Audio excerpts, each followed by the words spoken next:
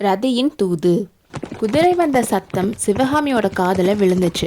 குதிரை நின்னதையும் குதிரையிலிருந்து வந்த வீரன் அவளை நோக்கி தான் வந்துட்டு இருக்கானோ அவளுக்கு தோணுச்சு. யார் வராங்கன்னு அவளுக்கு தெரிஞ்சாலும் பின்னாடி திரும்பி பார்க்காம ஒரு சிலை மாதிரி அசையாம நின்றுட்டு இருந்தா. நம்ம மாமல்லர் நரசிம்மர் சிவகாமி கிட்ட வந்து நின்னாரு. குளத்துல தெரிஞ்ச சிவகாமியோட உருவத்துக்கிட்ட நரசிம்மரோட உருவமும் தெரிஞ்சுது. ஆனால் அப்போ கூட சிவகாமி அவரை திரும்பி பார்க்கல. அவரும் சிவகாமியை நேர பார்க்காம தண்ணியில் தெரிஞ்ச அவளோட முகத்தை பார்த்தாரு. உடனே சிவகாமி அவளோட முகத்தை திருப்பிக்கிட்டு அவளுக்கு இன்னொரு பக்கத்தில் நின்றுட்டு இருந்த ரதியை பார்த்து, ரதி, இவர் யாரு, எதுக்கு இங்கே வந்தாருன்னு கேளுன்னு சொன்னான். அவரும் ரதியை பார்த்து, ரதி, உன் எஜமானி பெரிய நாட்டிய கலாராணி ஆயிட்டால, அதனால் பழைய நட்பெல்லாம் ஞாபகம் வச்சுருக்க முடியுமா, யாருன்னு தான் கேட்க தோணும். இதில் எனக்கு ஒன்றும் ஆச்சரியமில்லை ரதின்னு சொன்னார். சிவகாமிக்கு கோபம் வந்துருச்சு. ரதி, அவரோ பெரிய சக்கரவர்த்தியோட மகன்.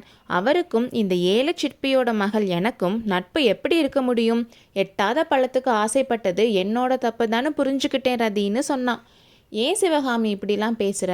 இந்த பல்லவ சாம்ராஜ்யத்துக்கு நான் அரசனாகிறப்போ அந்த பதவியை உன்னோட பாதங்களுக்கு தான் அர்ப்பணம் செய்வேன்னு உனக்கு தெரியாதான்னு சொன்னார். ரதி, கதைகளில் ஆம்பளைங்களோட நயவஞ்சகத்தை பற்றி எவ்வளவோ கேள்விப்பட்டிருக்கேன். ஆனால் யாரும் காஞ்சி குமார சக்கரவர்த்தி போல இருக்க மாட்டாங்கன்னு சொன்னான். நரசிம்மருக்கு இதை கேட்டதும் நிஜமாவே கோபம் வந்துருச்சு. சிவகாமி, இன்னைக்கு ஏன் நீ இப்படி பேசிகிட்டு இருக்க? எவ்வளோ ஆசையாக உன்னை தேடி வந்தேன். நான் வந்ததே உனக்கு பிடிக்கலன்னு நினைக்கிறேன். நான் கிளம்புறேன்னு சொல்லி ஒரு அடி எடுத்து வச்சாரு. அப்போ சிவகாமி அழுதுகிட்டே, ரதி, அவர் போகிறதா இருந்தால் போகட்டும், ஆனால் என் மேலே பழி போட்டுட்டு போக வேண்டாம்னு சொல்லுன்னு சொன்னான். நான் இப்போ என்ன செஞ்சிட்டேன், அதை சொல்லிட்டு கோச்சுக்கிட்டா நல்லா இருக்கும்னு சொன்னார் நரசிம்மர். சிவகாமி அவரை திரும்பி பார்த்து, என்னோட நடனத்தை எப்படியெல்லாம் பாராட்டினீங்க, அப்படியெல்லாம் பேசிட்டு ஏன் என்னோட அரங்கேற்றத்துக்கு வராமல் போனீங்கன்னு கேட்டா. நரசிம்மர் பயங்கரமாக சிரிச்சாரு. இதை முன்னாடியே கேட்டிருக்க கூடாதா? நான் அரங்கேற்றத்துக்கு வரலன்னு யார் சொன்னது?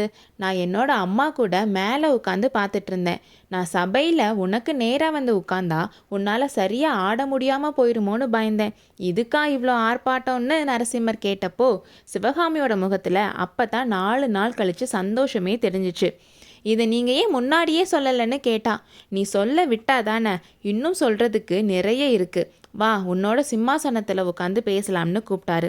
ஒரு மரத்துக்கு அடியில் போட்டிருந்த பலகையில் 2 பேரும் உட்கார்ந்ததை ரதி பார்த்துச்சு. இனி இவங்களுக்கு நம்மளோட தூது தேவையில்லைன்னு குளத்தோரமாக வளர்ந்திருந்த பசும்புல்லை மேயச் சென்றது.